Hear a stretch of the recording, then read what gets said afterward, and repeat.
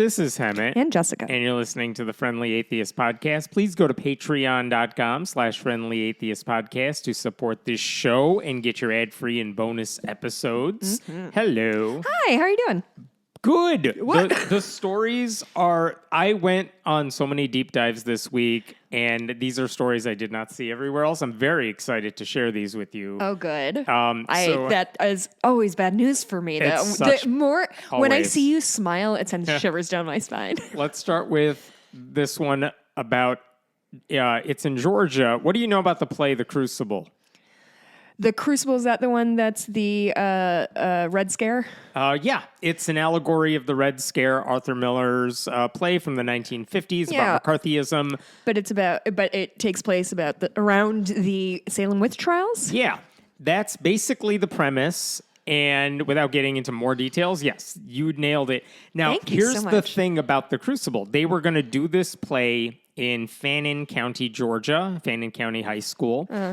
Which is like, that's what schools do. They put on versions of this play. I'm frankly it's pretty shocked much a classic. that I had never seen it because it seems like every high school always does it at some point. This was apparently their big spring play. They were only going to do it for 2 performances, and that's kind of the way they close out their year. Yeah, that's how we did in high school. They performed it. I guess they were supposed to do it Friday night, Saturday night. They did it Friday night, and on Saturday morning...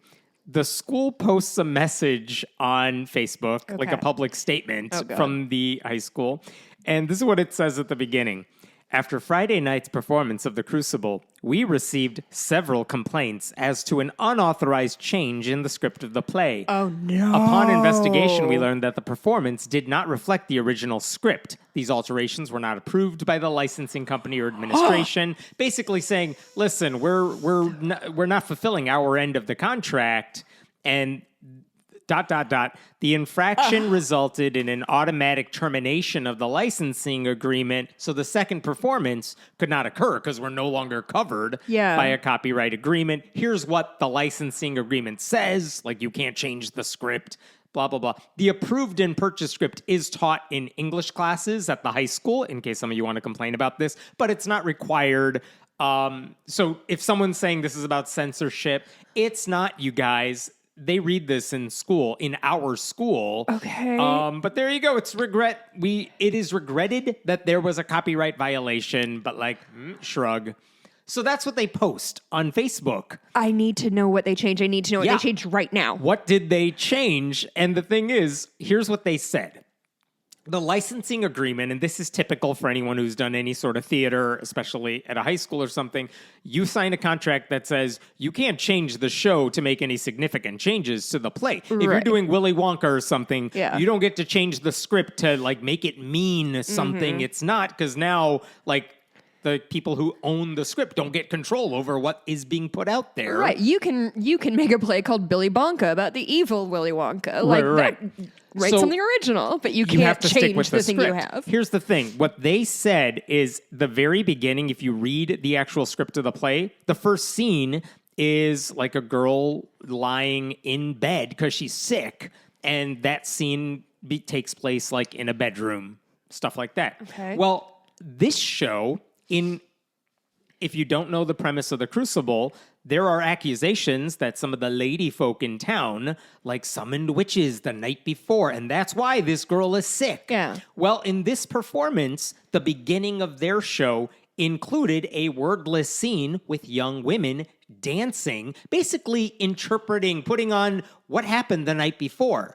And to the girls in the show, the characters in the show, it's we were just having a nice time doing this thing, whereas other people are we saw what you did, it was witchcraft. Yeah. And so there's a wordless scene of young women dancing, supposedly summoning spirits, and that's not in the script. It's inferred to in the dialogue. Yeah. But the script doesn't say you do this.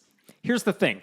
I did a 5-minute search on YouTube for high school versions of The Crucible, and they have 2.5-hour videos I'm sure. of these performances. And I bet they're all so good. I found at least a half dozen versions of this play where the opening scene is dancing. Okay. The women dancing, before they launch into the dialogue. Okay. Because that's a typical thing people do when they're putting on this show. Sure. To show like, oh yeah, I don't know what's going on right now, but I see these people dancing in a circle and it looks mysterious. I don't really know what they're doing. Oh, now we start figuring out that something has happened because of that scene. So it's never explicitly written in the stage directions. It's an interpretive choice. Honestly, not a big deal in the grand scheme of things. And more importantly, does not change anything significant about the show. No, not at all. Right? It's not even a unique decision, like I said. It's routine. So that means what the district said, there are a few problems with it. First is that the company that owns the show, Broadway Licensing, they don't see this as a problem because they've clearly allowed this to happen in other shows, and you haven't heard of any other version of the Crucible getting shut down for this reason. Yeah, I was going to say, the fact that it got shut down overnight means that it probably wasn't a copyright violation. Like, it wasn't coming down from the top because those guys are not working on Friday nights. They're not working on Friday nights watching your terrible high school play. A mother of one of the actors even posted video online. This is happening after the fact. She posts a video of herself on speaker calling the company saying basically, hey, we heard you guys shut down my son's show that he's involved with, and I'm just wondering, is this a violation of your copyright agreement? Because it doesn't seem like it to us. Yeah. And the person on the phone, granted a representative, not the boss who makes all the decisions, the representative was like, yeah, it doesn't seem like a violation to me. I don't know the specifics, but like that doesn't seem that weird. But in any case, this person on the phone said, if there were any concerns, the company would have warned the director in advance instead of taking this nuclear option of forcing the high school show to shut down. Yeah. That seems weird for a company that makes a lot of money on selling rights to produce plays for high school, right? I have been involved in plenty of high school productions myself. The idea that a professional company would demand an abrupt end to a high school production of a classic play like this makes no sense. Does not pass the smell Do you remember test. a couple years ago, there was a Texas church that staged their version of Hamilton? Hamilton? Yeah. Unauthorized, like they didn't have any permission to do it. And it was like a Jesus-y version of the show. Like that changed the meaning of it. Yeah. Even that show performed night one, and it got viral so quickly that the producers of Hamilton sent a cease and desist letter. The church said, we're not going to do it night two because of the backlash, et cetera, et cetera. That was like a church putting on a staged Scamilton version of the show. Yeah. This is a high school doing a normal version of the show they already bought the rights to. Right. The Texas church did not own the rights to Hamilton. Hamilton's rights were not being sold at that time because it was still like brand new on Broadway. And so the idea that a company would go after this high school, no sense at all. Second problem with the school's statement is that dancing scene, if the school had a big problem with it, you could remove it from the show because, again, it's not going to change the script. Right. As one student put it to a local news team, since the scene being altered was the issue, we could have just removed it out of the play and continued on, and then it would be 2 hours and 58 minutes long instead of 3 hours. A kid Said that. School did not give the students that option. And then the third is that there was no mention in the school's posted letter of why the show's adult director was no longer working on the production, because apparently 2 weeks before the performances, one reporter wrote this. Some said this director was forced to resign. Others said fired. No one really knows why this director was gone. But that may be a separate issue. I just don't have information on that. This is a public school in Georgia? Yeah. Okay. But that meant students had to navigate the final couple weeks of rehearsal. Oh, but listen to this. God. That meant they had random adult supervision and like a student director just kind of took over the remainder of the show. But that means like an administrator was watching all the dress rehearsals, must have seen this initial opening thing about the play, the dance scene, and said nothing until after performance number one. I don't know what that's about. I don't know why the drama teacher is not available. But if there was any problem, how come no one mentioned it? It feels like that must be connected, right? Don't know. But that means the school canceled the entire production despite months of preparation by students, crew members, and plenty of time to resolve copyright issues. And one news outlet I had read said students performed the second night, but they did it at an off-campus theater that loaned them their stage. That's not nice. true, I don't think. Like the licensing agreement, which again, these kids were sticking to, does not give them the right to perform the show anywhere else except the high school. Gotcha. So they performed other material that they had practiced or something. I don't know what they did. The show did not go on, but a show went on because theater kids are adaptable, right? So here's the question. We will do anything for that spotlight, my friend. Yeah. If the problem with the play wasn't the dance scene, what the hell was the problem? And the school clearly was not telling people what the problem was. So this is taken from various news stories about the show. This is from a drama student. Originally, we were told that someone made a complaint about the show that it was demonic and disgusting. Another girl, senior, who's the president of the drama club and was the student director of this show, said this. I walked into my mom's bedroom Saturday morning, the night after our first show, and she told me that the show had been canceled, that she just got off the phone with my principal. He said that certain people had to, quote, repent after watching the show as a joke, and that it was canceled due to parent complaints. Asked about the specific nature of the complaints, as explained to her mother, the girl elaborated, saying the play was, quote, too evil and disgusting and things like that. I don't know. Okay. And then you have the guy, the student, the senior, who's the male who plays the lead character in the show. He put out his own YouTube video or his own Facebook video, basically saying, and very mature about this, saying, like, what are we doing? None of this makes any sense. This is my last show. I'm kind of upset that I don't get to do this. Can you imagine? But also, good on him for making this statement. By the way, I just want to point out the same lead in The Crucible. This guy also played the lead in the school's production of Hades Town last fall. That one went on without a problem. Huh. Oh, what the hell? So there's an arts journalist named Howard Sherman. Here's how he summed this all up. So it seems that the play about witch hunts, about the persecution of people out of hysteria, despite being an acknowledged American classic widely taught in high school classrooms and performed frequently on high school stages, had provoked the same moral persecution it portrayed as unjust. Oh, conservative people don't understand irony. It is not, they didn't make it that far in the dictionary. So the result is that the very people who need to see this play the most, like conservatives in a very Republican area, continue to spread the very ideas Miller was trying to warn people against. And the students who spent months preparing the show have now been taught a valuable lesson by the adults looking out for their best interests, right? Like, if you dare to challenge anyone's thinking, they will shut you up, which is a horrible message a high school should be sending students as they graduate. By the way, Fannin County High School, home of the rebels. Come on, gang! Oh, no! Yeah. You know what's also, as I was researching this story, Broadway Licensing, which owns The Crucible and the rights to it, they also own the rights to a different play called Kingdom City. And that one is about a professional director who ends up working on a high school production of The Crucible. No. Only to have a local minister try to shut it down because of blasphemy. So I'm just saying, if this county high school is looking for production to stage in the future, maybe give this one a shot. My God. Life imitates art, imitates life, imitates art, and then we're all idiots. There you go. I cannot believe. I mean, no, I shouldn't say I can't. So wait. So we don't know who. The school is not saying any more than I have told you right now about why they're shutting this down. But no one who knows theater and understands how this works. Yeah. No one actually believes this was a copyright infringement problem.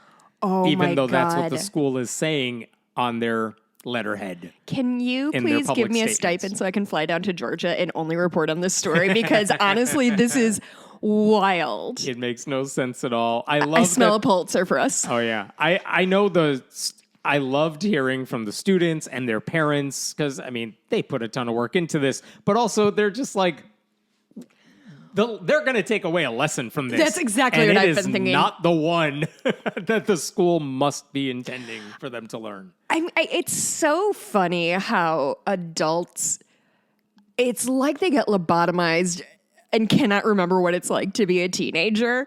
And just the idea that this action, having a kid's play shut down because it made you feel icky, and not thinking even one step beyond that of like, what does that mean for me? What does that mean for these kids? What are they going to think about religious people? Like, oh boy, oh boy, oh boy. Censorship is not great, especially when you're censoring an entire high school play. Right. Like, and not even an edgy one these days, to be clear. The fucking The Crucible is the joke everybody makes of the prototypical play that you were in high school. Like, by the way, I saw versions, like they posted some stuff online. It's like, yeah, these kids are really good. They're fine. The problem isn't there are bad school plays, but from what I could tell, their theater department is pretty rock solid and good. And it's like, yeah, if they're putting on this play, the least you could do is give them some creative license to stage it the way they want to stage it within the rules, which is how all theater works. Right. And the school would not allow them to do it. And they waited until a performance was done to shut it down. Honestly, I'm also jealous that these kids are doing cool shit like Hades Town. Like, I know. My senior musical was Once Upon a Mattress.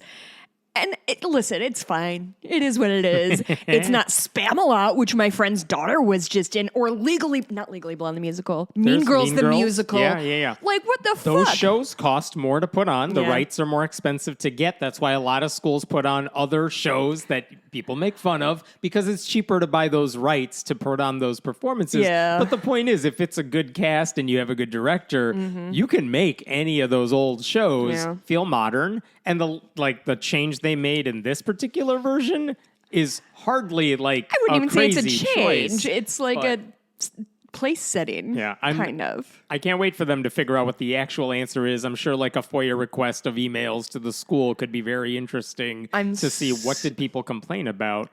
And golly, I cannot, because when you're a teenager, you don't have like a ton of perspective. Like, I remember sitting crying for hours in the bathroom on the floor because I didn't make madrigals. Like, I thought and I'm a fine singer. I don't have a great ear. That's fine. I can admit that about myself. But just just the collective trauma and the collective egging on of each other, you know what I mean? Of like a bunch of drama kids who have been wronged and are just going to sit in their parents' basement. I assume everybody sits in their parents' basement and like stew on this and think about that. They're going to write their own plays about this. Truly, drama kids are not to be trifled with. They have a lot of focus and no shame, which is dangerous. So, good times. That's a wild story. So I assume the same people who complained about this play must also be in Texas because they are making news this week because they just There's passed. a transition for there you. you go.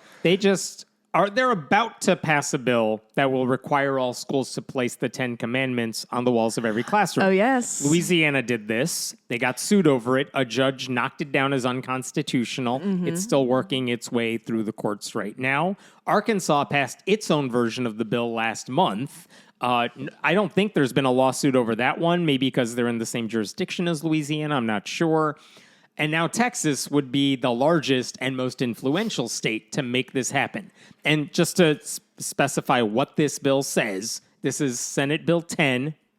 Get it? No. Get it? 10 Commandments. Get it? Right. So this says every classroom has to display a durable or framed 16-inch by 20-inch poster of the 10 Commandments. They could be privately donated. Thank you. They could be bought using school funds. Perfect. And it has to read as follows. It's the King James Version of the 10 Commandments. There was an amendment that was added and that passed that says the Attorney General of the state will be required to defend school districts if they get sued over this. And if they lose the case, the state will be liable for the expenses, costs, judgments, or settlements. So taxpayers will be on the hook if and when they lose these court battles. Is this what Texas has been banking all of its trillions of dollars for? Yes. So it can defend itself in the courts against dumb 10 Commandment lawsuits? They tried to do this 2 years ago, and the Senate passed it. The bill did not make it to a final vote in the state House.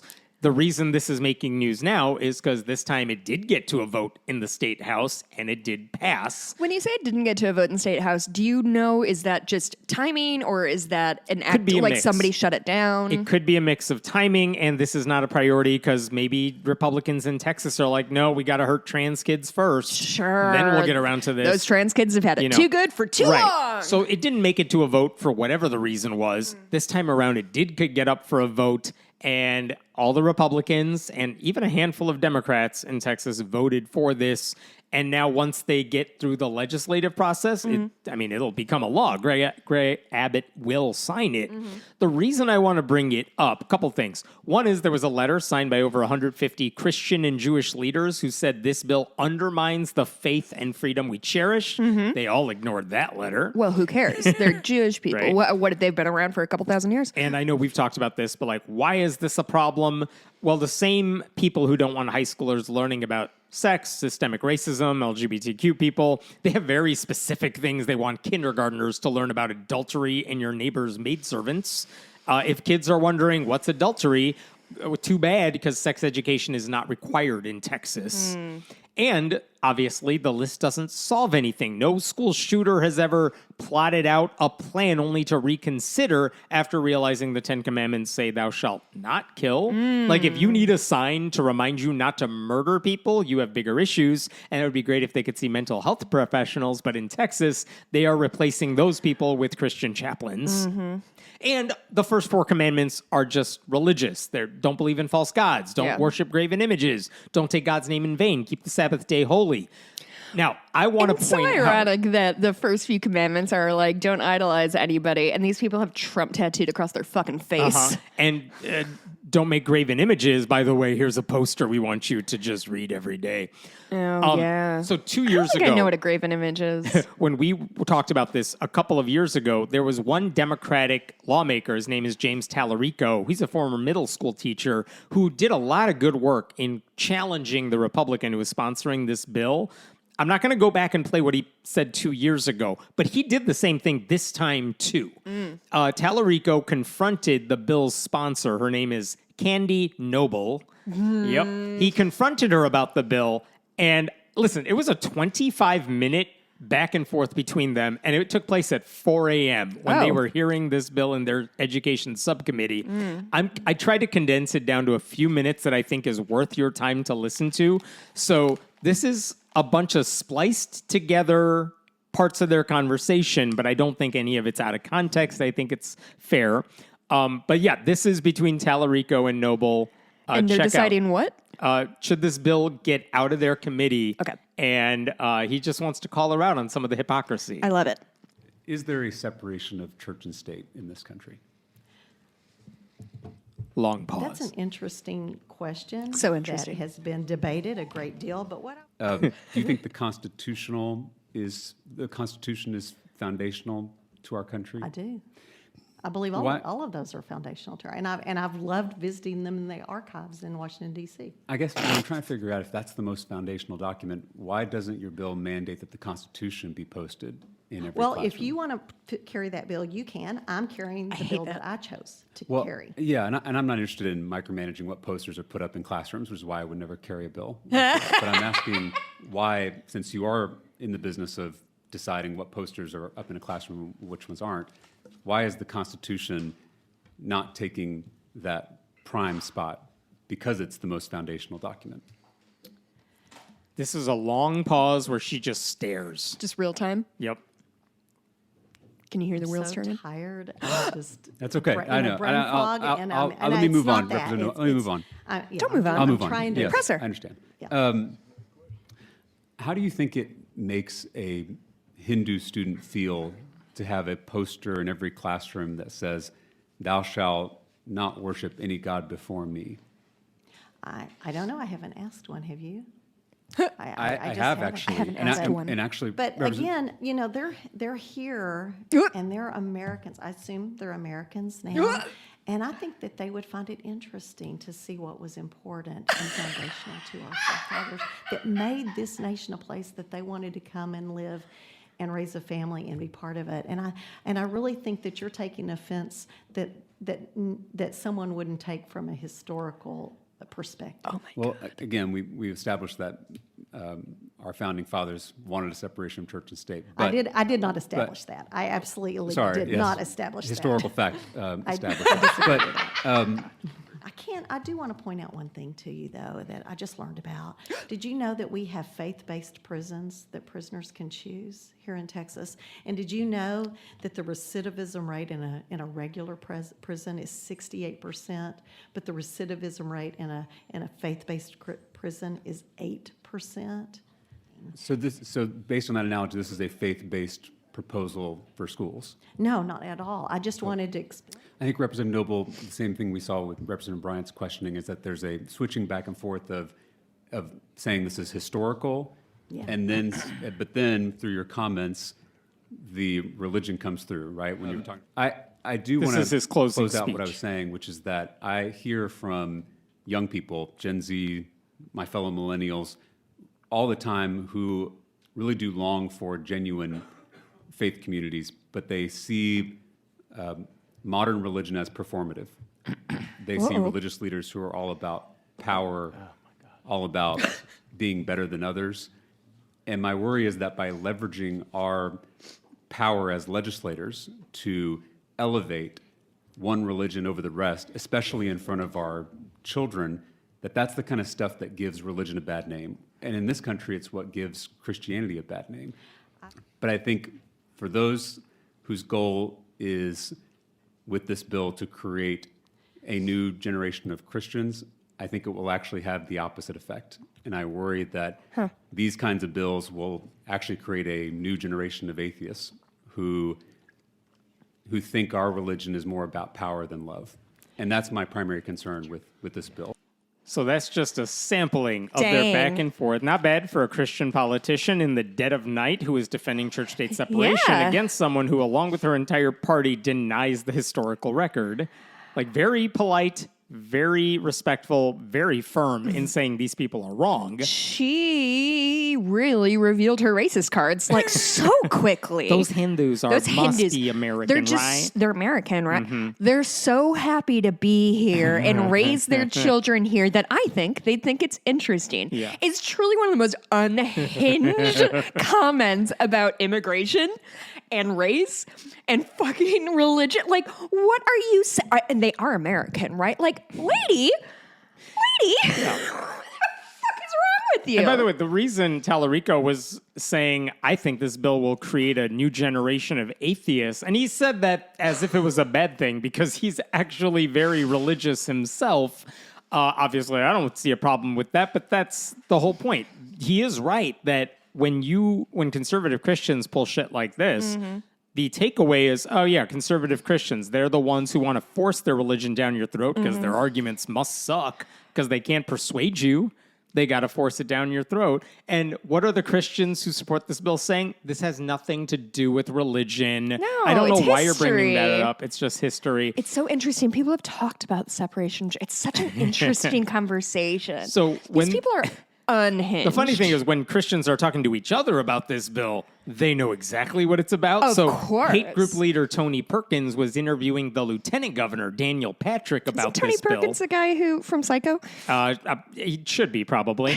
But at the very end of their conversation, where Perkins is like, yeah, this is a great bill. You guys are going to pass this, right? And Outstanding bill. Daniel Patrick's like, yeah, I can't wait. Here's what Daniel Patrick said at the end. In every classroom in Texas, they are going to see the 10 Commandments, and they are going to know about God. Cool. Hey, I have another question. You're admitting. You admit it. What the fuck was she talking about vis-a-vis religious prisons? Oh, that was interesting. Because that felt made up. I don't know where she's getting those numbers from, but she's saying there are like optional, I guess, faith-based prisons Is that in Texas. true? I have no idea. But she says the recidivism rate in a regular prison, people get out of jail, but then they come right back because they're still bad people. But in a Christian prison, they're much better off. 'Cause they To which die. Tallarico said, oh, so you're saying you're trying to inject religion in the schools because it'll make them better kids? Is that what you're saying? No. She's like, no, that's totally not what I was saying, which Yeah, that's I'm 100% sorry. what she was trying to say, wherever she got her numbers from. I feel like she also really, really tipped her hand when he said, like, how would a Hindi student feel like? And she's like, well, I've never asked one. Have you? Like, And to which he says, yeah, I have. Like, Because what his ki- constituency, I don't know he actually talks why. to constituents. That really rubbed me the wrong way because it feels so like I don't acknowledge that those are real people who have real feelings. I've never talked to a Hindu. Why would I talk to them? They don't vote for me. I've never asked one. Have you, ma'am? You are the one doing this stupid bill. Have you asked anybody? Clearly, she has not. I don't know. So, This lady over maybe the- isn't super smart Over the or weekend, principled. that was everything we played. That was in their committee hearing at 4 a.m. Very few people in the room. But that's on when I Saturday, come alive. Yeah. On Saturday, just before the final vote in the House on this bill, he had one more chance in front of everybody on Saturday to ask about And I'm this sorry, bill. this This is- is the debate that takes place in the House. And this is all of Texas. This isn't just a single district, correct? That's correct. Okay. I mean, now this is the Texas legislature, Okay, the just wanna Texas make House sure. voting on the bill. So she has to come up and say, yep, I hope y'all vote for my bill. Are there any questions before Y'all come we back vote? now, are you here? Yeah. So he had another chance to go at her. And He did? Yeah. And so this He time, just turned the day. yeah. And she's awake. So his first question is just beautiful. I'm playing this for you. This is again on Saturday before they voted. What is the fourth commandment? Are you referring to my to the way it's written in the bill? Yes. Okay. She right. doesn't know. She's looking. She has an aide behind her who's also looking, and he whispers to her. Keep the Sabbath. It's about us being here on Saturday. Is that ironic or what? It's not ironic. So what does it mean to keep the Sabbath holy? Well, I think it's. You want to get into theology here? I'd love to Just if curious, you'd yeah. like to. I think it's really important that we take a day of rest. I think God, who founded the world, didn't need rest, and yet He took a day of rest after He did creation. And I think He was a good example to us to take a day of rest. And that is enshrined in our rules in our Constitution, where it says accepting Sunday in our very early documents as a nation. And so part of keeping the Sabbath holy is not working on the Sabbath? That is And what a is day of rest. the Ten Commandments come from Judaism? What day is the Jewish Sabbath? It is on Saturday. And what day is it today? It is Saturday. Here we are. The Christian Sabbath is what day? Sunday, in honor of the day that Jesus rose from the dead. And we're scheduled to give this bill a final vote on what day of the week? It's ironic, isn't it? It's not ironic. It's not ironic. That's not what It's very irony is. hypocritical. Republicans don't give a shit about obeying the commandments. They just want to shove Christianity down everyone's throat. The funny thing is, 2 years ago when they had this debate again, but the bill didn't pass, he asked her the same question. Really? She didn't have an answer then. She's learned nothing. And so a couple minutes later, that point about just the hypocrisy of the Ten Commandments, oh, thou shalt not lie. Who's your leader? to me. Who's your party's leader, right? So he starts asking her again, let's talk about some of these commandments. Oh my God. Because now he's just trying to, I don't know if he's purposely trying to delay the vote or something, or he just wants to point out that this lady is very dumb. He wants to get his in. But either way, he asked her a couple questions. And again, I this liked is a man who himself is Christian. Yes. And keep in mind, the Attorney General of Texas right now, Ken Paxton, is one of the most notoriously corrupt dudes in Texas. He wants to be, I think he's weighing a run for senator right now. Oh, boy. And if you're a Democrat, you're like, oh, yeah. Yeah, please be Ken Paxton. That's like Marjorie Taylor Greene running for Senate. You're so, you might win, but you are the worst Republican out there. And so if we want a chance, you want to go up against the Roy Moore if you're in Alabama. You know what I mean? So Ken Paxton has broken all of these commandments. They tried to impeach him, and a bunch of Republicans fought to impeach him. Wow. Candy Noble voted for his impeachment. Oh, Candy. But he didn't have enough votes to get impeached. So now he's just like, I'm invincible. And now he knows everybody who voted against him. Oh, yeah, that too. You come for the Revenge king, tour. you best not miss. Yes. So Tallarico wanted to point out, he didn't mention Paxton's name, but he's like, so out of curiosity, what happens if some of your colleagues violate these commandments? Here's that exchange. Very short. The ninth commandment is thou shalt not bear false witness. Are you aware of any legislators who have lied about anything? That is, there might be one coming up in a minute if you keep talking. We'll see. I don't The know what seventh she's commandment Doesn't mean is anything. thou shalt not commit adultery. Yes? Do you think that members of the legislature should focus more on trying to follow the Ten Commandments rather than telling others to follow them?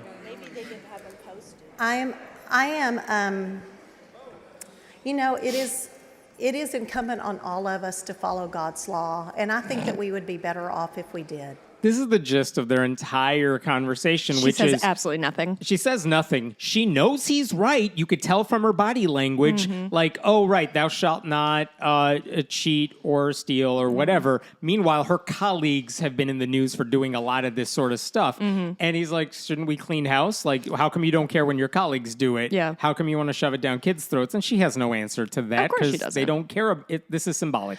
And it's very, it honestly reminds, and I haven't seen it for a long time, it reminds me of Inherit the Wind when they're interviewing some, I don't know, I think it's actually the other lawyer, but he's like, every time they ask him something, he's like, I know more about the rocks of ages than the ages of rocks. Right, like, right. of I'm just stupid. sort of like, I don't know things. I don't know but things. I'm going to be confident. charming and quippy. Right. Because that's how I dodge any responsibility. Yeah. Jamie Raskin, who is not in the Texas legislature, he suggested in a tweet, why don't you all vote on each commandment individually? I love and that. you can't vote for anything you've personally violated. Or better yet, you could, respect the establishment clause and get back to work. Yeah. But again, this is stuff that Tallarico did 2 years ago. He went viral when he did that 2 years ago. And the funniest thing to me about these exchanges is that they were apparently not prepared for That's any the of his wild questions this thing. time around. Like, you didn't even have a copy of it in front of you. Like, I'm sorry, if I'm going up saying the Ten Commandments are the most important piece of literature of all time, I got that shit memorized. There's an old Stephen Colbert clip where he goes to one of those Congress people who wanted the Ten Commandments in schools, holds up his hands. He's like, name the Ten Commandments. And he puts up fingers one by one, and the guy cannot name course all he 10. can't. Of course he can't. But in any case, It's only 10. That's not that many. And the first four are the same. so the downside is that Tallarico tried his best. He made great points. Yeah. But he's a Democrat in Texas. He didn't have the numbers to stop it.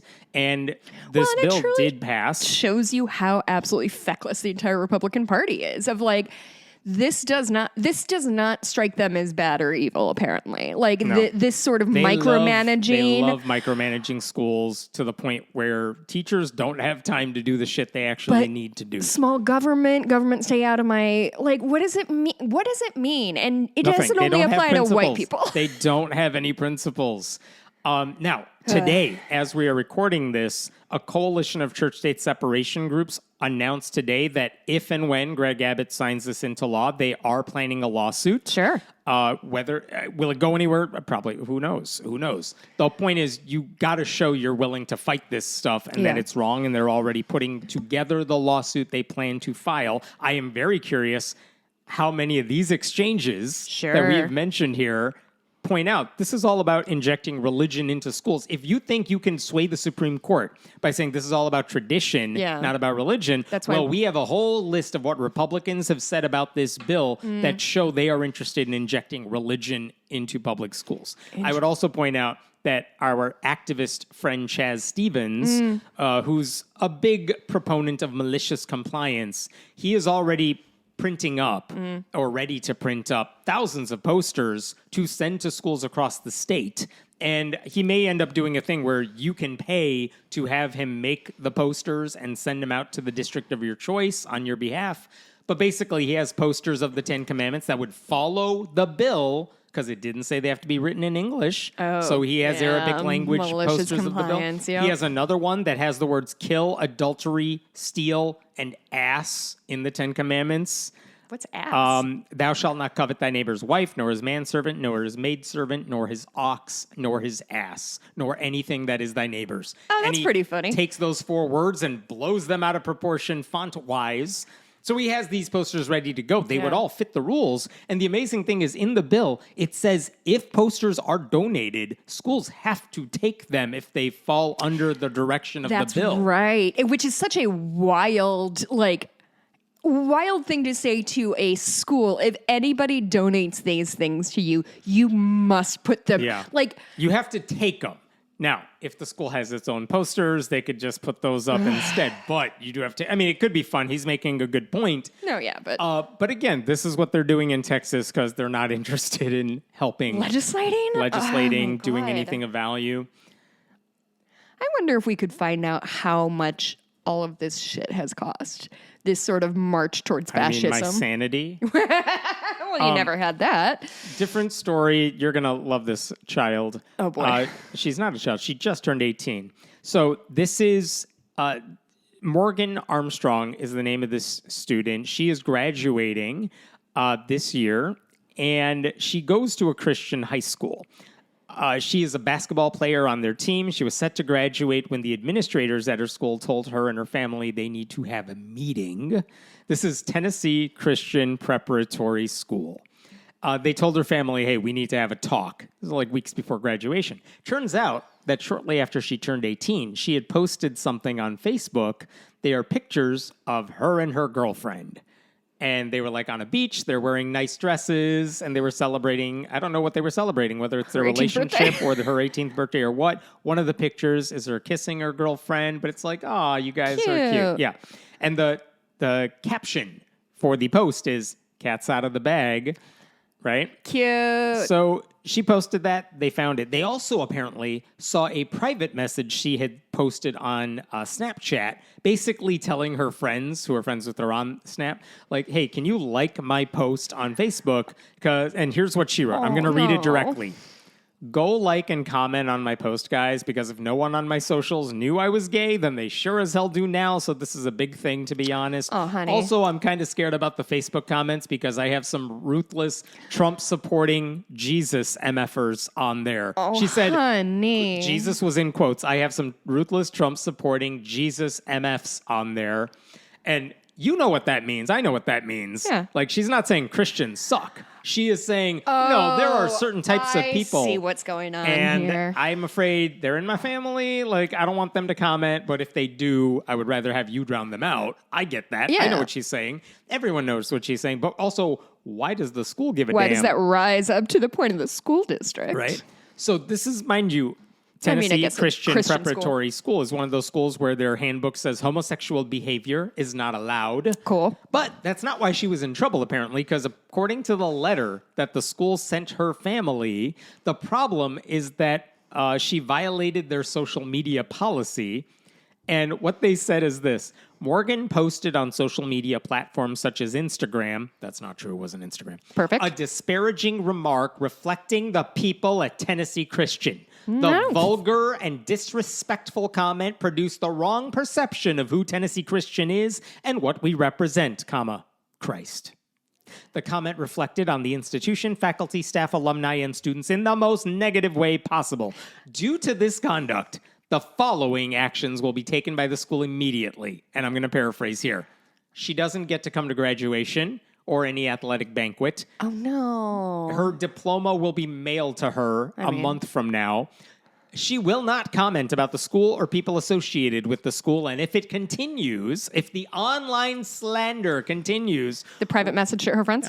the records of posts and messages will be forwarded to colleges and universities as part of a comprehensive student file. What? They're going to rat They're her. going to fucking snitch on her to colleges? Yes. What the fuck is the matter with people? Are you fucking kidding me? And to be clear, They're and going to put together a little, they're going to, like, somebody is going to get paid $12 an hour to go through a teenager's social media thing to compile stuff and send it to Yale? yeah, this student said MFs on social media. Can you believe it? What College. the fuck are they And talking about? I'm sure this is the comment. I think you were going to say this, and I'm sure a lot of listeners are thinking this too. She didn't mention the school or anyone in the Even school. at all. She said, quote, I'm kind of scared about the Facebook comments because I have some ruthless Trump-supporting Jesus MFs on there. She's talking not about Christians, not about anyone at the school. Not about herself. Not about herself, like about the very conservative bigots in her life. That which she has to protect herself from. Yeah. Because she's a child. If you read that and you're like, hey, you're talking about me, then you're the problem. That's the thing. Oh my God. So if you read the post and you're like, how dare she talk about us like that? She wasn't talking about you. But if that's what you're reading into it, it's like when you hear Republicans do this all the time. This person disparaged me. No, they said white supremacy is bad. Why do you think she's talking about you? Yeah, they think homophobia is disqualifying. People are like, don't talk shit about Christians. It's like, what? What? What do you think about this Whoopsie religion? doodle. Right.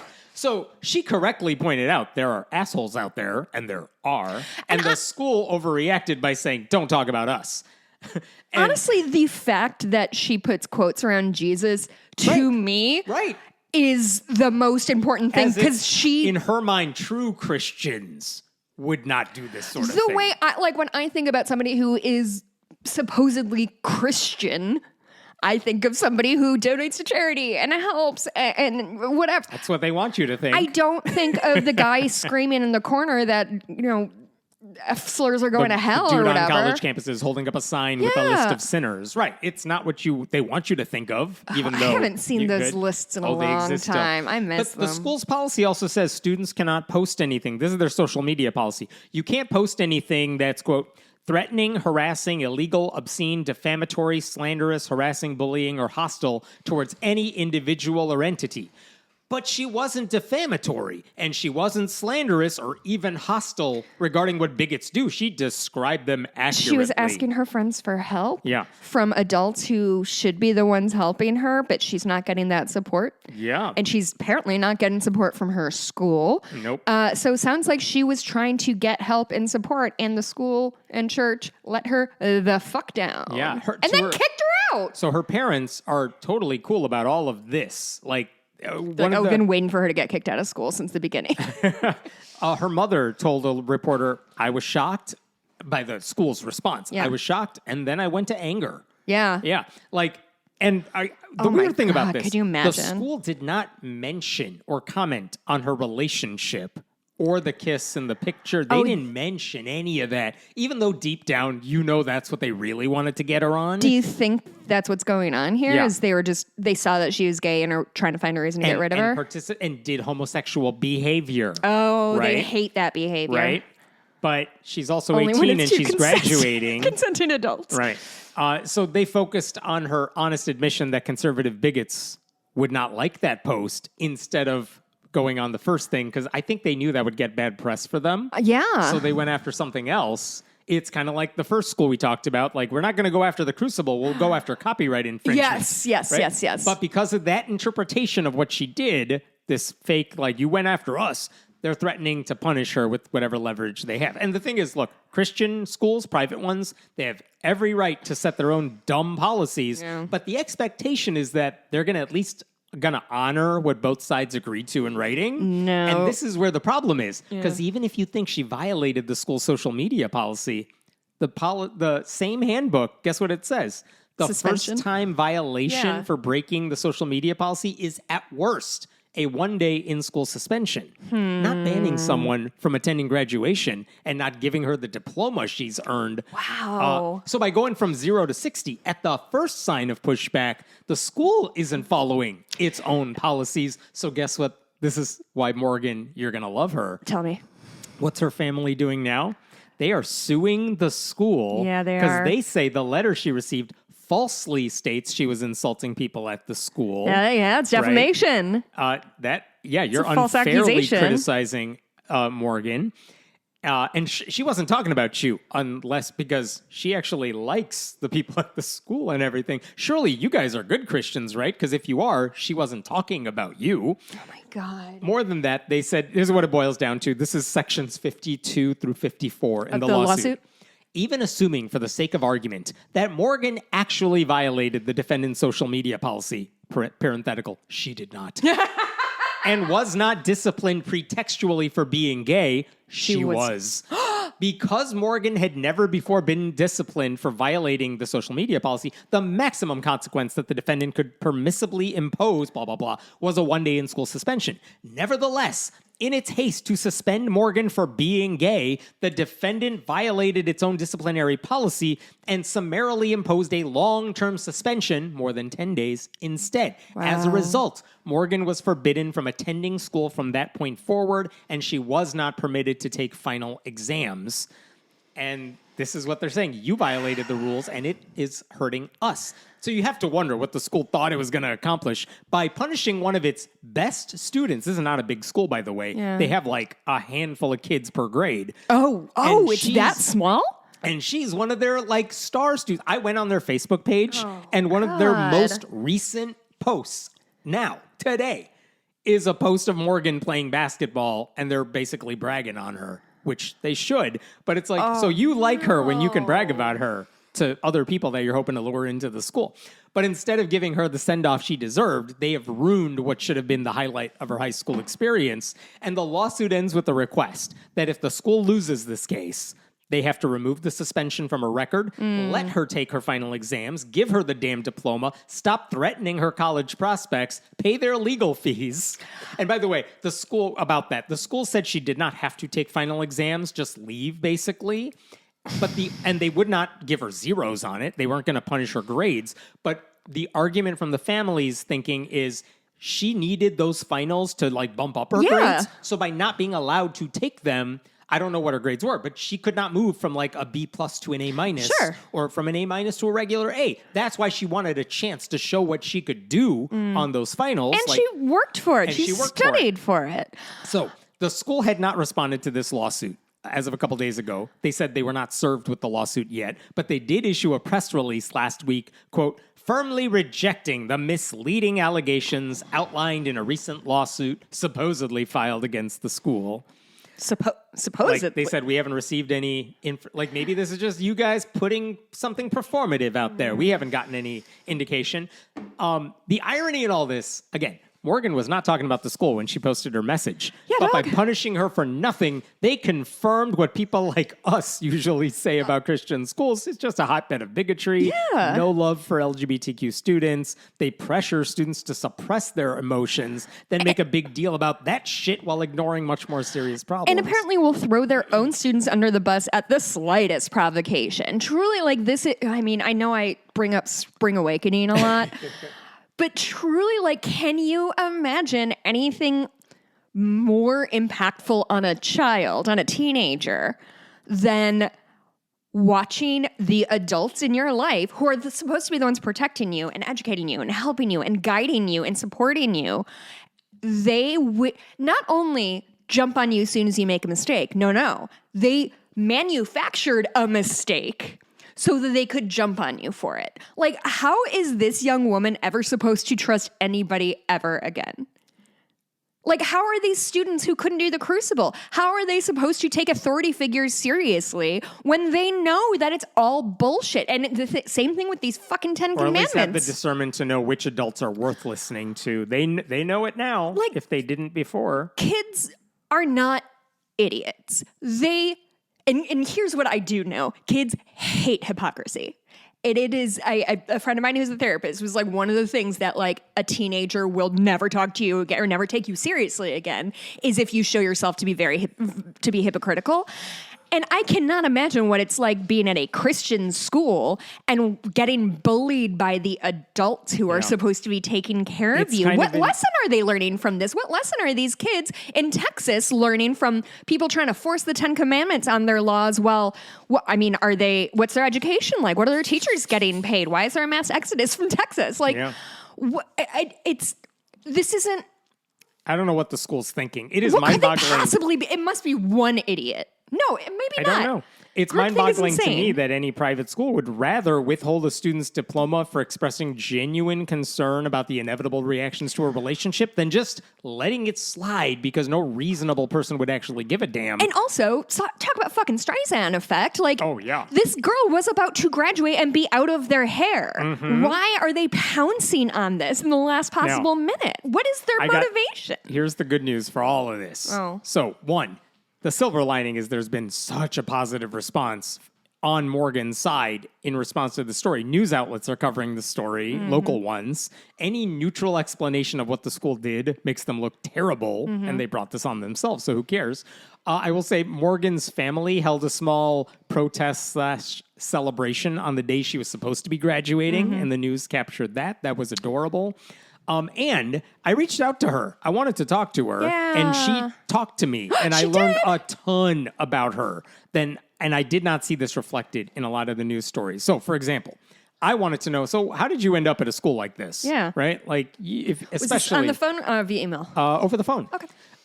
Basically... Oh, you got a young person on the phone. That's know, like a I couldn't magic believe trick. it. If she probably had inklings that she was gay, and your parents seem supportive of you, why did they send you to a school like this? And her answer was actually pretty straightforward and made sense to me. In middle school, this school offered her a spot on their basketball. It was a K-12 school, the small Christian school. They said, we'll put you on our basketball team and we'll give you a partial scholarship if you come here. And I think she couldn't make the basketball team at her public high school or public middle school. She's like, but I want to play. Yeah. They're giving me money and I get to play for them. Yeah. I'll go there. And the family decided they couldn't turn that offer down. It was good on them. Yeah, and I'm sure if they're Christian or whatever, like they are. That feels very perfect. And she said their family did not see their values as clashing with the school's at least public display of Christianity until now. When it comes to, I asked her, how do you feel about Christianity today? She said, this situation definitely didn't help. I also wondered, like, so why did you post the pictures of you and your girlfriend now, as opposed to wait it out like another month and then It sounds like do it was everything? when she turned 18. Maybe. It was about a month or two afterwards. okay. But she said she did that on purpose. She said she's known for years now. She's attracted to other girls, and she knows the school disapproves of that. And this is what she told me. I didn't want that fear to hold me down anymore. Plus, she said her straight friends post pictures with their boyfriends and girlfriends all the time. Why can't she? And why did they file the lawsuit? Because even if the school isn't going to change its position on homosexuality, she doesn't want them to target anyone else like they're doing to her. Oh my God. And she said she's gotten so many messages and calls from former students at the school who are now openly LGBTQ, and she wants the continuous cycle of shame and hate to end. Now, the downside to all this, I did ask her, so what have your friends said? Like your basketball teammates, your close friends at school? She said they have mostly blocked her on social media since all of this went public. And maybe that's because they know the school's spying on their social media. Maybe that's the case. But she said they haven't contacted me privately either to say, like, I'm on your side, but I want to just graduate. The irony is most of them, she said, have known she's gay for years now. It's only when this went viral that they wanted to cut their ties. She did say her girlfriend is on her side. Good. Like, it's got to be hard for her to watch all this happen. Is her girlfriend a student at the same school? Her girlfriend is not someone, I believe she said she saw TikToks that this girl made, and she realized they live in the same area, but that's how they met. Kids these days, right? I asked her, were you planning to go to college? She doesn't know. She probably won't be playing basketball in college, but like, Is she going somewhere in the fall, or is she taking a gap year? She doesn't know. Hopefully she just ends up in a place where she's accepted, and we'll see. But it sounds like they messed with the wrong person. Yeah. And good on her and her family. And her parents supporting her and not retaliating. That's not the right word, but pushing back against this protecting idiocy. her, Yeah. which is what the school should be doing. Right. Wow. All right. Wow. Here's a different story that also involves a lot of phone calls on my end with a lawyer for a city. Okay, Is it more about teenagers? We've only talked about teenagers no teenagers so far. whatsoever. Okay. So the Department of Justice, Heard of it? under Pam Bondi, they just filed a federal lawsuit against an Idaho town that said a Christian hate church cannot set up shop in a certain part of their community. And the church crowd is saying this is religious persecution. And the town's leaders are like, dude, we're all Christian here. This has nothing to do with religious persecution. But the reason this is even making news is because the church in question is run by a guy named Doug Wilson, who is like basically, I would say, cult leader with cults in quotation marks. It is Christ Church. They're based in Moscow, Idaho. And they're one of those churches that, like, let's move into the city that very few people live in and then try to take over the entire town. Moscow, Idaho is where those people got murdered. Probably. Yeah, I think that's accurate. That's weird. Why is Moscow, Idaho coming up in the news so much? I don't know, but this church got here a while back. But they are slowly taking over the town. And again, what happens if they take over the town? It means you could elect your own church people to all the positions of actual government power. This is how Wild Country did it. Yeah. So Wild Country, it's called. Doug Wilson and Christ Church, they also want to spread outside of that city. By the way, Pete Hegseth, the defense secretary and Fox News axe thrower of leaked signal chat fame, he's a member of one of this church's affiliates, just to give you an idea of what we're talking about. Perfect. What is Christ Church famous for? Why do I call it like a cultish type of church? This is a place that held massive indoor maskless services for like over 1,000 people in July of 2020. Oh, boy. Think of the pandemic, no vaccines, and they're like, screw it, let's all have a party. They staged a protest outside City Hall that year in opposition to very not restrictive COVID restrictions.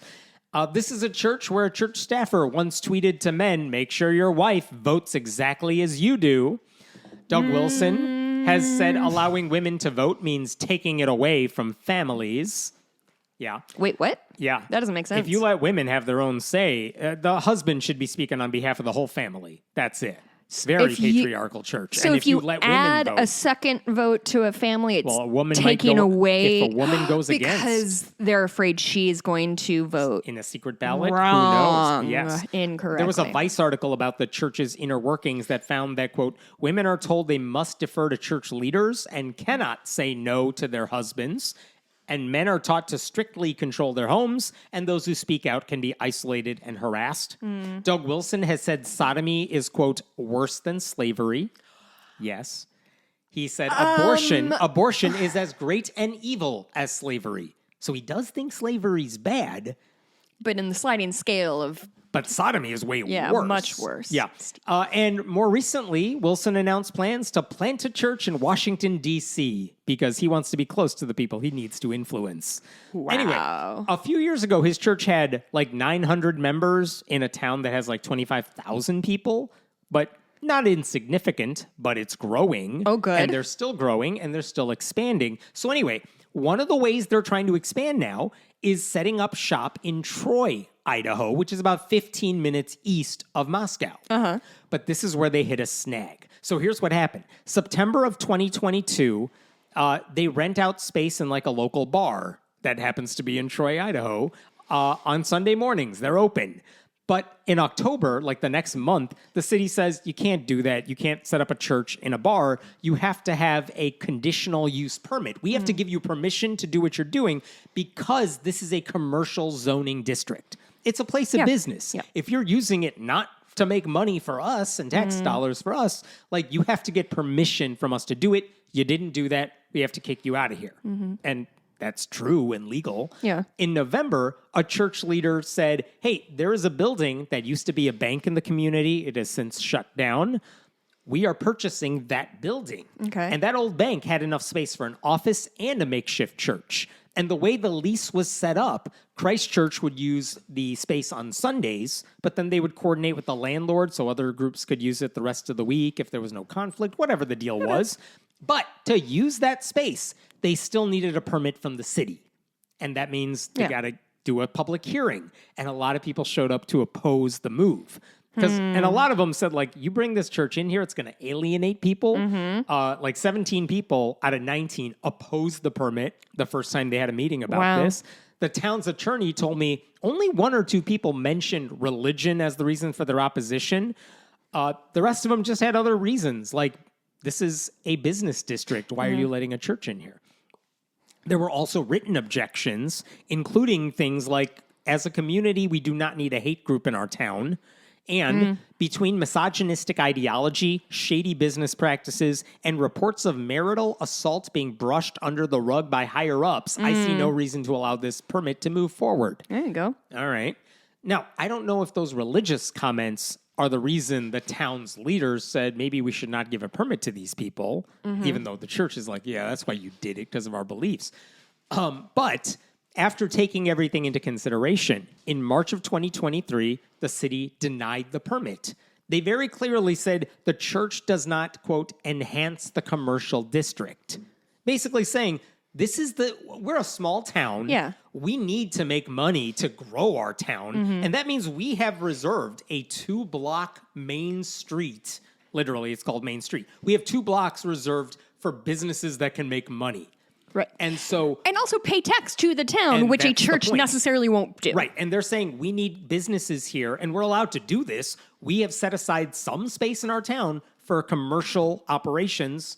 It has nothing to do with your religion. We're saying you got to make money. And if you're not going to do that, we have the right to say no to you. They said if you want to use it as office space or other qualified reasons, there is a way to do that. We can create a permit for that. But also they said if we give you a permit, it places an imposition on local residents and businesses because parking and traffic. They don't have a parking lot in that part of town, which means people are parking on the streets. Yeah. And what happens if you have church on a busy day? Because what if you meet, let's say, Wednesday night, and you take up all the spots on the street for your church service? That means people can't get to the business district. And now the church said that's religious discrimination because there are other groups that are not retail shops that are also allowed to apply for But the are same they permit. for-profit companies? Not necessarily. This is where it gets Are they dicey. paying taxes? So another problem. The city says Idaho law prohibits alcohol sales within 300 feet of a church. If you set up a church in this part of the city, they cannot even say yes to any future restaurant or bar that wants to set up shop in their community because of that law. That's a weird Which is also- puritanical law. Yeah, but that's also true of schools, which used to be allowed in that area, but there are no schools currently in that area when the city sent the letter, and they cited public opposition to the church. So none of this is that weird for a city's position to take. If you want your city to grow and there's a group that could prevent that from happening, the city has the right to reject that request. Well, and these smaller towns have to be kind of protective of their town because there's a finite amount of space. There's they finite don't have a lot to work with. finite amount of customer share. So in April of 2023, the church appealed that decision. They said, you can't say no to us. There is the Religious Freedom Restoration Act, which is like the religious freedom law that bakers are using to say, I don't have to make cakes for gay people. Right. They're saying there's a land version of that law regarding zoning districts. Oh. It's called the Religious Land Use and Incarcerated Persons Act because it applies to zoning in communities and jails. Oh, But okay. it's Arlupa. But basically, it's a federal law that says houses of worship are protected from zoning discrimination. And they said you have violated that law But okay. by saying no to us in this community, in this district. I wonder if that bill was meant to address churches that already existed and changing zoning laws around that. Don't know. I don't But the either. city's attorney says, no, it's not illegal like what we are doing here. Right. So they denied the appeal. And the church could have taken it to Idaho courts, but instead they went straight to the feds. So the feds, under Biden, they said, all right, we'll investigate the matter. And at the time, the city's attorney, his name is Todd Richardson, he writes on Facebook, there's no discrimination taking place here. There are churches in our city. None of them are in the C1 Central Business Zone, which is exactly where Christ Church wants to be. The city wanted to maintain approximately 2 blocks in the center of town for commercial space. That's not very much. And so while the DOJ can investigate and while the city will cooperate, he said, I don't think we've done anything wrong. And he said, while this investigation is going on, we're not going to take any legal action against the church for violating our city's zoning ordinance. So the church was able to meet at that building they had rented out. And the city's like, yeah, you can do it until the investigation is over and then we'll do whatever. So they still meet there today. As of now. Okay. But this is what happened a couple of years And ago. do you know, is it causing the problems that they predicted? Or I mean, is it if they're hard to meeting, say? the problem is they haven't built up this town yet. So this commercial business Oh, district I see. hasn't been built up yet. Sure. Because they're still working it out. It's a small town, right? So that investigation was still ongoing as of now. But in April, the city said, hey, now the Trump administration is telling us we are under investigation. They're carrying on the investigation. Yeah. Oh, and they're definitely looking into us. And they're coming after us. Sure. And so that's when local officials stepped in. Last month, the city council enacted an interim ordinance saying non-retail businesses and local groups, even if we were loosey-goosey with the rules in the past, nothing is allowed to be in that 2-block stretch Except for commercial real except for estate. commercial usage, right? And it enforced what they had loosely said in the past. So, in the past, unions, schools, libraries could have set up shop there with permission. But the new ordinance, this temporary ordinance, said no longer the case. Maybe some pre-existing places are grandfathered in, but from now on, no new non-retail developments of any kind are allowed here. And their goal is we want consistency and a proper framework for future growth. Sorry, Hank right? just hit himself in the face with the pen. So no hotels, they said. Used to be you could set up a hotel in that district. Not going to happen anymore. Because it's not local retail, Yeah. right?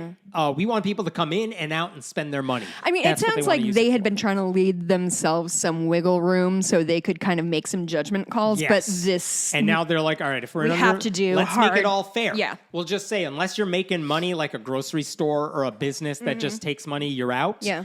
We don't want you here. So new museums, new schools, new churches. No, you're not allowed to be here. It's a way to make sure it's walkable Yeah. and never a stress due to a lack of off-street parking. That's why no hotels either, because you would have to park and Sure. you're taking up space. Yeah.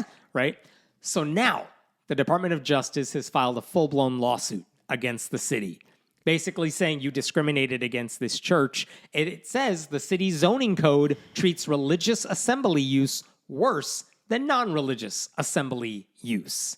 You allow certain groups to set up shop here. Do they have but not examples?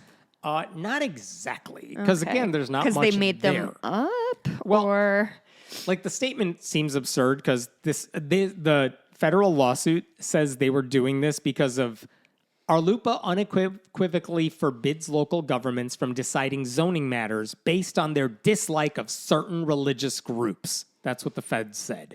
The Trump administration. The Trump administration said that? That in Idaho, you are going after these poor persecuted Christians. What the fuck is wrong with these This is not people? about the dislike of certain religious groups. you don't say. Right? They merely noted that they noted in their denial of the permit, yeah, some people don't like this church, but they had secular reasons to say no to all kinds of non-commercial space. It's not like they're saying yes to a different mainstream Protestant church Right. While saying no to this group.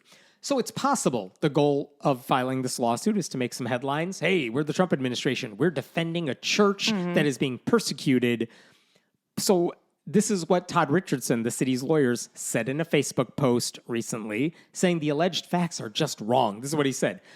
I suspect this will be a fight. The town and the people of Troy are being unfairly and dishonestly characterized as fighting against a church, but what they are doing is trying to preserve a 2-block business district that is to be a turn-of-the-century walking business commercial center for the town. The rest of the city is open and welcoming to any church.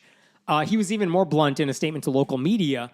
He said the city meets multiple times a week on a street that has no off-street parking. They fill up the downtown parking and they flood the residential area. We have worked for 2 years with the DOJ trying to negotiate an agreement.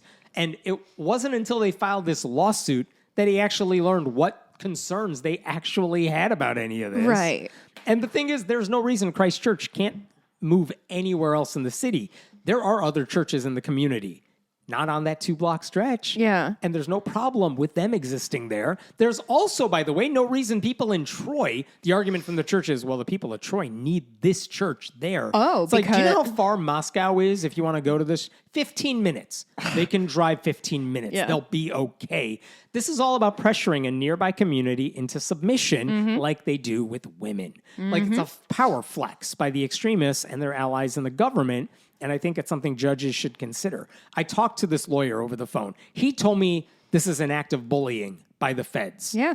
By the way, in our whole conversation, which was a while, Doug Wilson's name never came up. Christ Church never came up because it was irrelevant. It's not the This point. guy said, we've been working with the feds for 2 years to resolve this issue so everyone's happy and they feel like they've been treated fairly. And he explained their situation to the government's lawyers. They never told him what changes they could make to fix the problem. He asked them, like, what do you want us to do so that this goes away? What would be fair for you?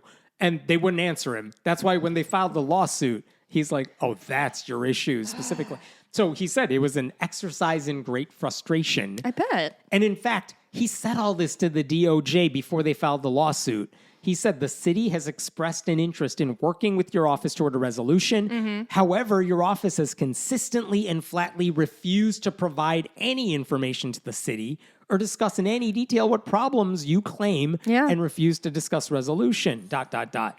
So they ignored his letter and then they filed the lawsuit. So specifically what he's saying, his concern specifically for a small town like Troy, when they have like large events that might bring people to their town, we're talking there's 6 to 10 large events a year. They bring about 50 people to the city's center, which is a lot for them in their town. What Christ Church, he said, wants to do, and this is why the permit was denied, they want to bring 80 to 150 people to their building multiple times a week. Oh, God. It would flood the zone, so to speak, and it would overflow into the neighboring residential area so they could park. And it would make it harder for other people to enjoy the business district anytime church was in session. Where would they park? In essence, this church wanted to clog up the main artery of the city anytime they had a service, and the city, he felt, had an obligation to make sure that did not happen.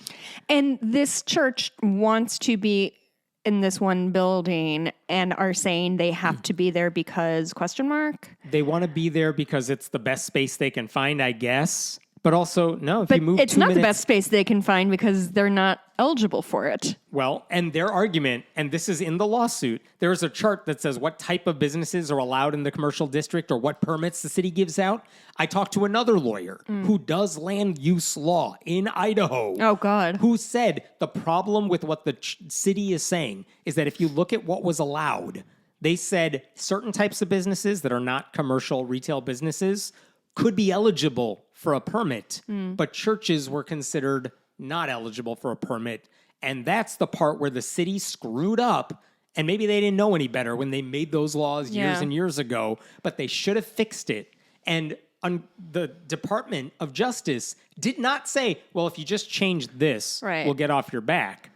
No. Like, if all you had to do is say, according to the second lawyer, he said, if the city just said, everything, we can give you permission if we feel like it. But then they made these arguments that we're not giving you permission because of these secular reasons. The lawyer said they probably could have gotten away with that. But because they blanket said churches would not be allowed in this space and even be considered for a commercial use permit, like that type of thing, they have broken the law because of that. And that's why the feds are allowed to go after them for this. I don't Counterpoint, know. absolutely fuck that shit. That too. Maybe a town. Richardson I'm told sorry, me he has the law on his side. Big government or small government? Big government or small government? Do towns get to decide what goes on their main street, or does the government get to decide what goes on their main street? I'm just wondering because I'm pretty confused these days. Both of these lawyers I talked to, both of them don't seem like they are fans of this church, though that's irrelevant to what this is all about. The town's lawyer says we were within our right to say no for the following reasons. The other lawyer says they treated the church differently on paper, and the law reflects that they were treating churches differently from other similar spaces. And because they did not change that in time, and because they said no to Christ Church before they changed the rules, they broke the law. That's what the second lawyer says. I don't know what the feds are going to decide. But anyway, here's the thing, putting it Hammond. out there. I appreciate you talking to two different lawyers, but I have gotten to a place where it doesn't matter what lawyers say. It doesn't matter what the law says. Right, it doesn't there's matter no how law it's anymore. worded. It just matters like who has the biggest dick they want to swing around. And Yes. that's fucking impossible to navigate as a human being who does not want to try to take over the world and just wants to like live your little life. Can you imagine? I know. Can you imagine not being on the constant search for power over people and things? These people are Crazy. insane. They've lost their minds. All right, I got one story, last one for you, but this one has a happy ending. After more than a decade, I'm going to tell you a story. We covered this last year, but there's an update that's important. In Delaware last year, there was a bill in question that was trying to allow terminally ill people the chance to end life on their own terms, subject to the approval of medical professionals. So it was sponsored by a state rep named Paul Baumbach of Newark. He was a Democrat. He had served since 2012. He was about to retire. He had tried to pass this bill so many times, never got anywhere with it. He's a self-described Unitarian, Universalist, humanist. And I know this type of bill tends to divide people. Like some people have compassion. Others want people to just suffer forever. Yeah. This bill... Two equal sides. I know. This bill would have applied to people who have less than 6 months to live, are capable of making an informed decision, and are acting voluntarily, and 2 doctors would have to sign off on all this. Like, lots of safeguards in this. Yeah. If your family said, Grandma, we think she needs to take some pills, right? Well, you wouldn't be covered by this bill. That would not be allowed. Because that's murder. And that is an argument. That's an argument other people have made. If you allow these death with dignity bills to go through, family members are going to just try to murder relatives who are inconveniencing them. But that's not what this bill does. Not at all. I feel like that is a pretty extreme case, especially considering how many people die because they just don't have access to insurance. That's it. Like, So, what this guy was trying to do is he made clear if you're a medical professional that opposes anything here, you don't have to participate in it. There are guardrails so patients are not coerced into making this permanent decision against their will. But basically, again, so many safeguards here. Yeah. If this bill passed, what would a patient have to do in this situation? You have to make 2 oral requests for the lethal medicine, then a written request. Then you got to get that written request signed by 2 witnesses. Then you got to wait 48 hours before the attending physician can prescribe the drugs. So lots of hurdles along the way, multiple doctors. This is meant to be a last resort for patients who have no other options available for them. Yeah. It is not a first resort for desperate people. Like, it is humane. And right now, only 10 states have similar end-of-life laws. A recent Gallup poll found that the majority of Americans support these interventions, regardless of what you want to call them. It's actually, like, what is it? 66%. Wow. For doctors allowed to assist patients ending their life. 71% to allow doctors to end a patient's life themselves through painless means.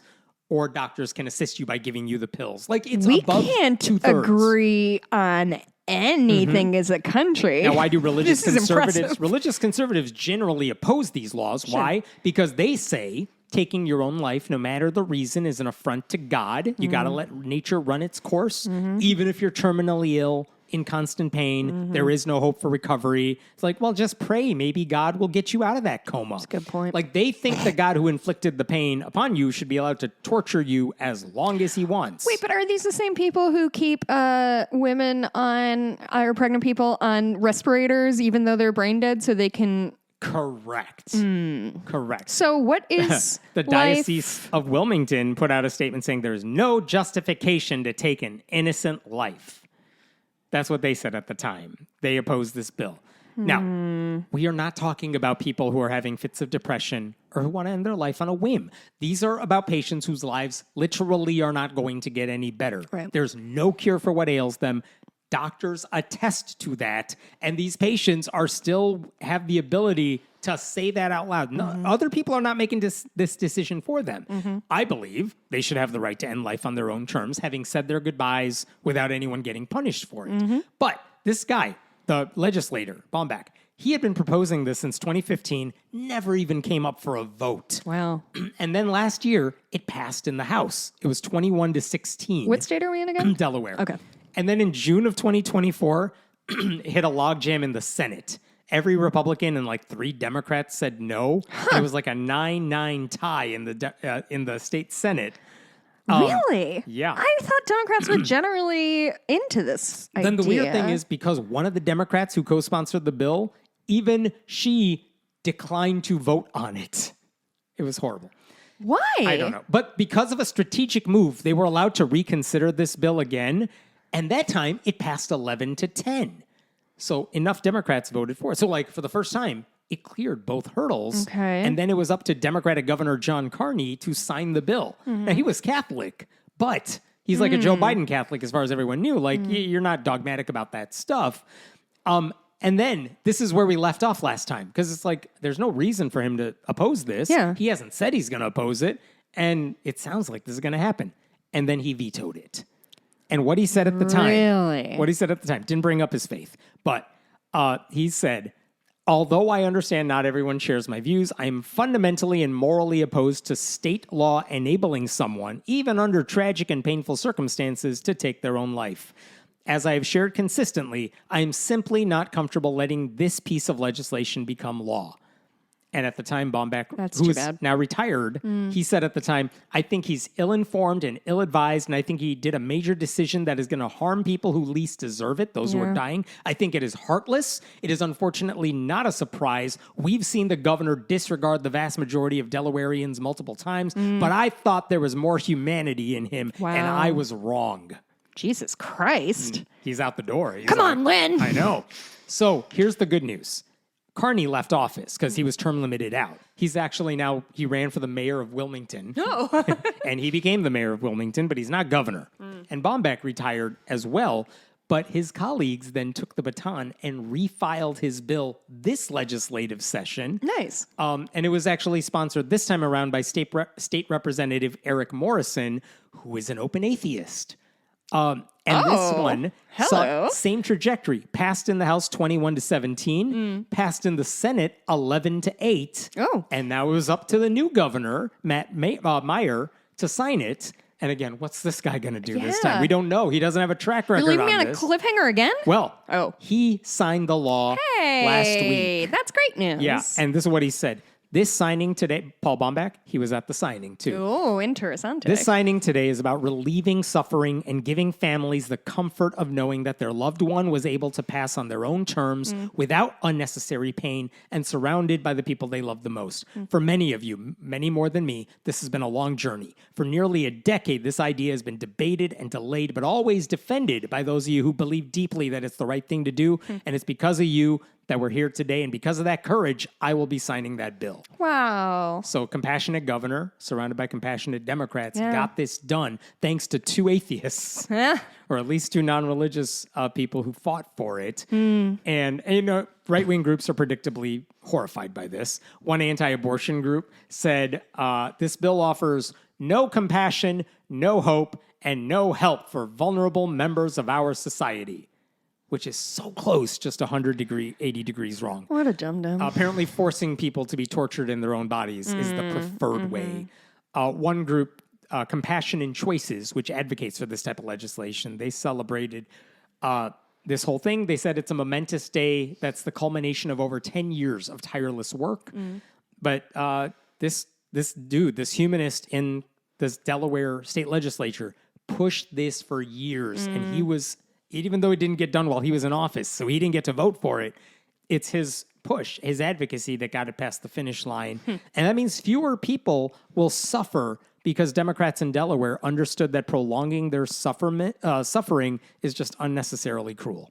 Yeah. So, some good news. Well, and things like this feel, I don't know, like it's really facing the reality that the world is scary and hard, and sometimes you end up having to make really difficult choices.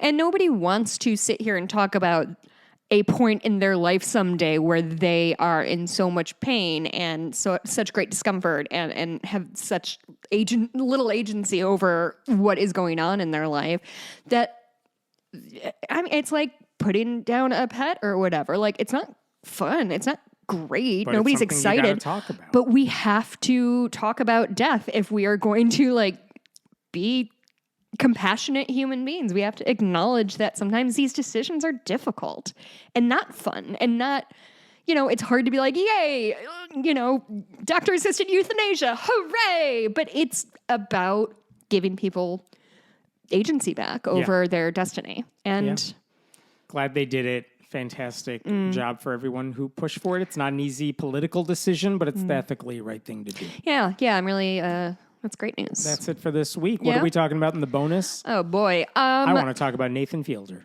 Oh, God. Should I new watch show. it? I'm afraid I my will talk all about it skeleton in the is going bonus. to leave my body if I watch that. I will discuss. Mikey and I watched The Residents, the Netflix series. It was really good. I really enjoyed it very much. And oh God, my Hemmett's heard a little bit about this, but my sweet niece Maeve had a preschool graduation yesterday, and apparently she was going to a Lutheran preschool because it was the most affordable option for my brother and sister-in-law.